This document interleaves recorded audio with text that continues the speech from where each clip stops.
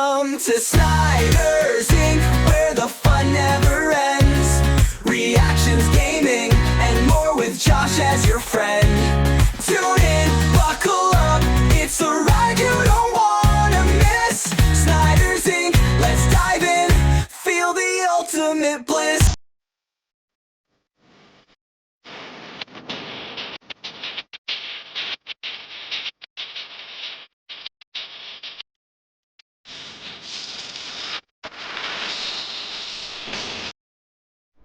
Hello everybody, welcome to Snyder's Inc. And today we have got Parts of Unknown video. And this is the worst WWE pay-per-views from every year of the 2000s. I'm gonna be honest, I can't make a prediction with this. The 2000s was such a fucky year, I don't know what they'd consider the worst pay-per-view of each year. So I'm actually curious to find out myself. So ladies and gentlemen, hit the like button, hit subscribe, and comment your thing down below. Lots of my videos don't get monetized, so if you'd like to help the channel with a donation, you can leave a super thanks or a link to my PayPal's in the description. Let's go. Made a fun bit out of talking about the good bits of the 2010s on the bad list, and the bad bits of the 2010s on the good list, and the bad bits of the 2000s on the good list, and now I may have hit a bit of a snag. As someone who grew up in the 2000s, I ain't got a lot of good to say about it. The people that populated the internet at that point didn't have a lot of shame, what can I say? But for the sake of committing to the bit, Luke and I like nu metal. The 6th generation of gaming was pretty rad. Catwoman 2004 is a cinematic masterpiece. Anyway, while WWE certainly did have a fair share of great pay-per-views during the 2000s, the depths in which they fell in the December to December, I didn't even think of that one. That's definitely 2006. I don't know the rest. I know that one. new millennium were truly diabolical. I don't think it is possible for WWE to ever have a pay-per-view as horrendous as some of these shows, and let me say right now, I'm very excited to talk about them. I'm Tempest hailing from Parts of Unknown, and this is the worst WWE pay-per-view from every year of the 2000s. But before we get on with this list, make sure, of course, that you like this video, subscribe, and enable notifications to always on so you never miss a list just like it, like last week's list, where we did the best version of this list. If you want a little bit more positivity in your life. 2000, King of the Ring. It really isn't difficult to see why the King of the Ring pay-per-view was kicked to the curb. Honestly, it's a wonder it didn't happen earlier with shows like this. 2000 might be the best calendar year in WWE history, so it's a bit shocking that they were still able to put on a show as utterly trash as this. 11 matches, and the only one that would put a mild grin on someone's face was Kurt Angle versus Chris Jericho. The other 10? The tournament itself is mostly a bunch of sub 5-minute matches. The main event is Triple H dropping the title to The Rock in a 6-man tag, meaning he could lose the title without getting pinned. He can't fool me. Put the top babyface over, you big baby. And, of course, the cherry on top of this Sunday is the evening gown match between Pat Patterson and Gerald Briscoe, which decidedly earned its place on our Worst Match Ever series, a series that is returning right here on Parts of Unknown this Friday. Major excitement, set your watches. 2001 in I'm so happy you told me that. I cannot wait to watch that. I won't do reactions or anything, but I definitely will be watching those videos. Hell yeah! Invasion. Oh, Invasion. Perhaps the How interesting that the worst pay-per-view of the year, I think was the one they made the most money on?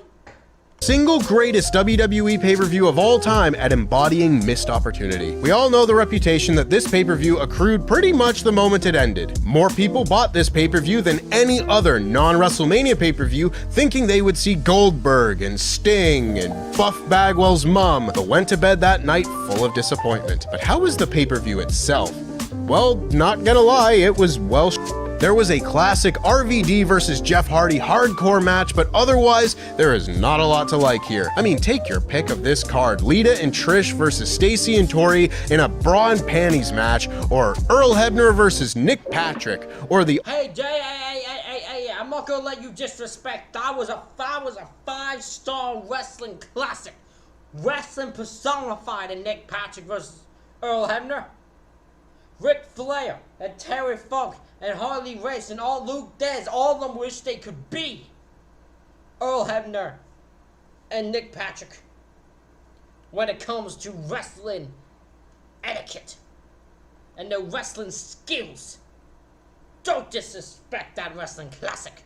The all-star trios match of Canyon, Stasiak, and Humorous versus Albert, Billy Gunn, and Big Show. The finale has more main event star power, at least on the WWF side, but ends with the utter nonsense of Steve Austin joining the Alliance, which, as we all know, just don't make no sense. 2002, King of the Ring. Now for the show that actually did kill the King of the Ring pay-per-view after a mostly terrible decade-long run. This show starts with a really good first-round match with RVD beating Y2J, which goes to show just how well regarded Jericho was backstage just a couple months after his undisputed title run, and then not a single other thing of substance for 2.5 hours. Brock Lesnar may have used the King of the Ring win to go straight to the main event, good for him, but this was not a good tournament and it took up half the show. Elsewhere, you had old-timers way past their expiry date having bad matches with some of the best wrestlers of the era, with Hulk Hogan stinking out the joint against Kurt Angle and Flair doing the same with Eddie Guerrero, and then only by the grace of God did this show end, but not before the worst version of The Undertaker defended the undisputed title against merely one of the worst versions of Triple H for 24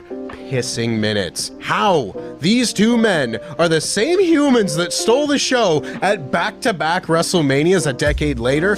I will never understand. 2003, Backlash. It has not been nearly enough time since I talked about Backlash 2003 in our WrestleMania follow-up pay-per-views list to have this godforsaken show come up again. It could be 2 years from now and it would still be too soon. This show is such a blight upon the wrestling world. Big Show murderizing poor Rey Mysterio. The 2002 fake-ass NWO lineup taking on Triple H, Ric Flair, and Chris Jericho. A Goldberg exposing main event. I don't know if there has ever been a bigger gap in quality between 2 consecutive pay-per-views than there were here with the excellent WrestleMania 19 and then this. The average star rating on this show is below 1.5, and if you take out the Los Guerreros tag, the only good match on the show, it's just 1. I don't care how much stock you put into Uncle Dave's star ratings, that is very bad. The last time we saw a pay-per-view put up numbers like this, it was Super Showdown 2020, the Goldberg Fiend show. Not good company, I must say. And speaking of, 2004, Great American Bash. Oh, this show is so shit. It's the worst fucking show. Oh, it's the worst. I hate it. I hate it so much. There are a number of top contenders for the title of worst WWE pay-per-view of all time, but one that does not get the consideration it deserves is the Great American Bash 2004. Maybe this show was booked as a shot at Dusty Rhodes, bringing back the classic WCW show with an all-time horrible lineup, because I simply do not think that someone could book a show this horrible by accident. This had to be the plan. I mean, just look at this card. Luther Reigns versus Charlie Haas, Kenzo Suzuki versus Billy Gunn, Hardcore Holly versus Mordecai. These matches wouldn't be fit for SmackDown. These are velocity matches on pay-per-view. And if you thought the main event scene would make up for it, you stupid bitch. You little silly Billy, you. You stupid bitch. Damn. That was getting heated. Eddie Guerrero loses the WWE Championship playing Red Light Green Light, and if that weren't bad enough, he loses Red Light Green Light on a technicality! Then The Undertaker murders his manager after wrestling a horrible match trying to save him. Avoid this show, avoid it at all costs. Much like 2005, The Great American Bash. Okay, maybe one bad pay-per-view can be forgiven, but to bring Great American Bash back from the dead, only to put on the worst show of the year not once, not thrice, but twice, has to have malicious intent behind it. I'm surprised they didn't do it with Halloween Havoc and Bash at the Beach too. With the lone exception of Eddie Guerrero and Rey Mysterio daring to have a good match on this show, continuing the battle over Baby Dom, there ain't a saving grace in sight at the Bash. The card isn't quite as dire this time around, but that just means the end result is so much more disappointing. Booker T and Christian is uninspired. Orlando Jordan joins the exclusive club of people unable to have a good match with Chris Benoit. The main event of JBL and Batista goes 20 minutes and ends in DQ because of course it does. We have to see this pissing match again next month. And also, yeah, some of this card is just dire too. The BWO versus the Mexicools, anyone? Road Warrior Heidenreich? Anyone? anyone? And who could forget that this was the end of poor Muhammad Hassan as he met his fate in the form of an Undertaker squash. What was so great and American about this bash anyway? Nothing! 2006 to...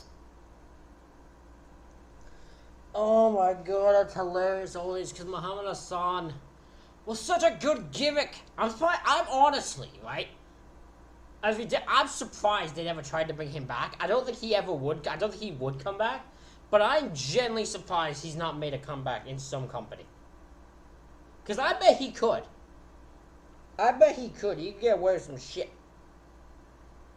The last time we saw him, he got murdered. According to now in WWE lore, because he got fucking blasted right through the stage and he never was seen again. So you have to assume he's died. Fucking dead. December to dismember. Alright, bang, straight in there, no deliberation needed here. In the year tied for having the most pay-per-views, there is no question about which one is the worst one, and there was still some stiff competition, let me tell you. This was a bad year for WWE. Across their 16 pay-per-views, the average star rating across the year was 2.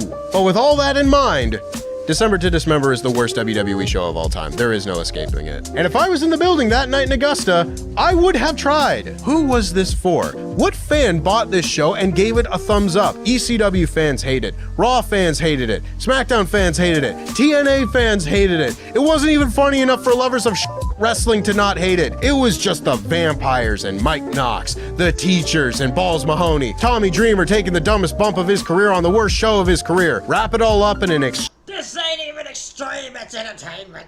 That's all I think of when I think of the show. Not fans screaming that. extreme Elimination Chamber bow, and you have a wrestling masterpiece of excellent timing. Just finished. I was in between entries. I don't know what that was.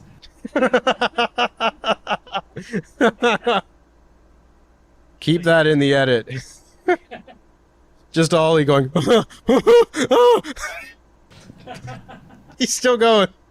2007, Unforgiven. Dear Lord, they aren't getting any better. Unforgiven is an appropriate name for this pay-per-view because, Christ, this show is unforgivable. It's got the worst John Cena-Randy Orton match on it, and think of the ground that covers. Cena gets DQ'd 7 minutes in for kicking too much ass, Luke Owen's favorite finish in the world, all to set up a match the next month that doesn't happen because Cena gets hurt. Sorry you spent 40 smackers on this show hoping to see the end of a story. The only match on this whole show that you could say was even close to being good is the Rednecks versus the Stoners, and although I'm sure you would assume this would get the most heat of anything on the show, I can assure you it didn't. The miserable world title reign of the Great Khali came to an end finally, which was cause for celebration, but still not a good match. Triple H decided to remind everyone that Carlito was not going to be a thing, and then The Undertaker returned from injury for the worst main event of the year against Mark Henry. 2007 actually has a bunch. Undertaker is a Mark Henry main event of the show? What the fuck? Who booked that shit? Of good pay-per-views, way more than 2006, so it is shocking that this one was as unforgivably bad as it was. 2008, Survivor Series. I make it no secret that 2008 was the first year of wrestling that I witnessed, and I watched a ton of the pay-per-views from that year, so when I tell you that I can vividly remember Survivor Series 2008 being the first time I ever got bored out of my skull watching a pay-per-view, you know I'm telling the truth. This show goes from a nothing happening elimination match to a nothing happening Divas elimination match to a dog casket match between The Undertaker and the newly revealed casket foe, Big Show, back to a nothing happening elimination match that admittedly was the best match of the night, but for f***'s sake, when it's the third one in a run of 4 matches, I think I've had my fill. It's just a tedious show, there's no other way to put it. None of these elimination matches are interesting. Survivor Series matches inherently are not interesting and need to be made interesting through good storytelling, and that was just not present at this year's fall spectacle. And I haven't even gotten to Jeff Hardy being falsely advertised and then pulled from the WWE title match, leading not only to pissed off customers who absolutely did not pay to watch Triple H lay on the mat with Vladimir Kozlov for 12 minutes, but also That being the worst match of the year. I want my money back. I don't care if it's been 16 years. 2009, The Bash. For as trash, horrible, poo-poo garbage as Raw was as a television show in 2009, SmackDown and the pay-per-views made up for it. So we get to end this list on a more positive note. Hooray. Because while The Bash should absolutely not be classified as a good show by any stretch of the imagination, you won't find a pay-per-view in 2009 without at least one very good to great match. The Bash's representative in that regard is one of my favorite matches of all time, as it turns out, with Rey Mysterio taking the IC title back from Chris Jericho. Fantastic scenes, go watch it, but when you do, make sure you shut off the rest of the show because John Cena beats The Miz in a match so terrible, WWE decided to have it main event WrestleMania. Jeff Hardy and CM Punk's world title match ended in a lame DQ. Dolph Ziggler made his pay-per-view singles debut against the Great Khali, just the way every young star would like. And Triple H and Randy Orton finally put their horribly boring 2009 rivalry to bed with an equally boring 22-minute 3 Stages of Hell match in the main event. There's even a championship scramble match on this show. Remember those? No? Keep it that way. And that's our list. Make sure of Ladies and gentlemen, that is it for this reaction video. Let me know what you think in the comments. Hit the like button, hit the subscribe button. Thank you all for watching. I'll see you all for the next one.